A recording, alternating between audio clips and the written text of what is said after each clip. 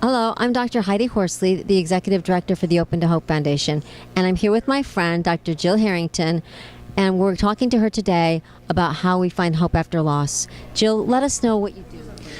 Well, Heidi, I am a social worker, a doctorate level social worker. I'm a clinician and a researcher, and I primarily work with young adult families who've been impacted by the death of a loved one, some in the military and some in the civilian world throughout my career. And when someone dies young, when a young adult dies, not only have they lost the past and the present with that person, but as you know and as I know, that there's a whole set of future losses you may have with that person. So, when my children's father passed away, this year my daughter's graduating from high school. So those events where you would want that significant person in your life can trigger a lot of grief for folks. And so all these future losses you may have with someone, what we try to do is kind of anticipate some of those secondary losses that may be coming up.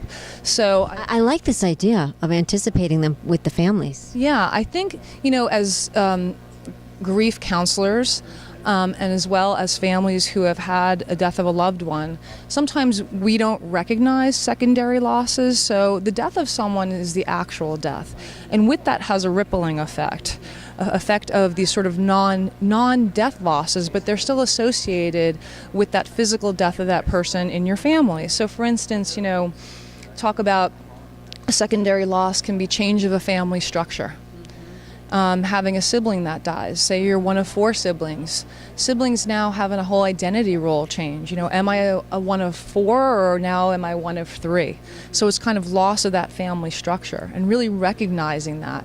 And for some families, the siblings have chosen, no, I'm still one of 4 because my brother or sister is still alive and present in my life. And that's how they construct their story.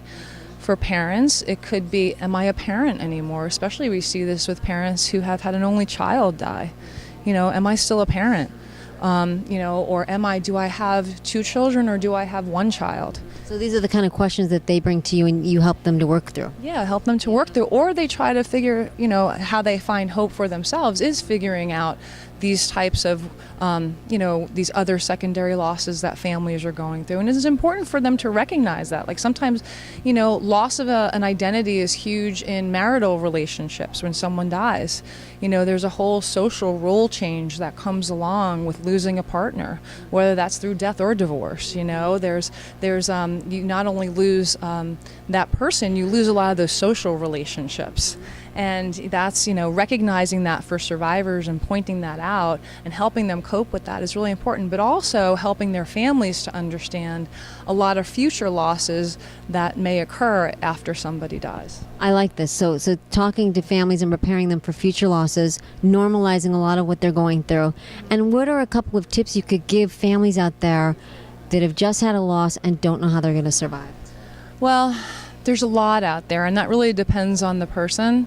But I think initially, a lot of times, especially with young adult death, sometimes connecting, because in our society, the majority of people, the CDC says that we now live to the age of 77 is the average age. And most people who die over the age of 55, and they die primarily of natural causes. I tend to deal with a group of people where the deaths are sudden or they're violent. And sometimes with sudden death too, you're not expecting a lot of these role changes to come. You're not expecting that you may have to move from your neighborhood, or you may have an identity change from wife or husband to widow or widower.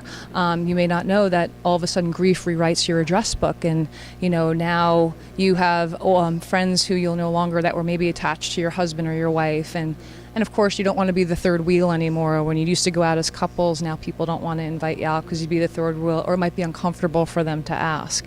So I do think that as unique as grief is to everybody, where they seek support is very unique. But I think with the young adult population, I can speak about young spouses, what I have seen has been helpful is for them to definitely join support groups with other young widows and widowers.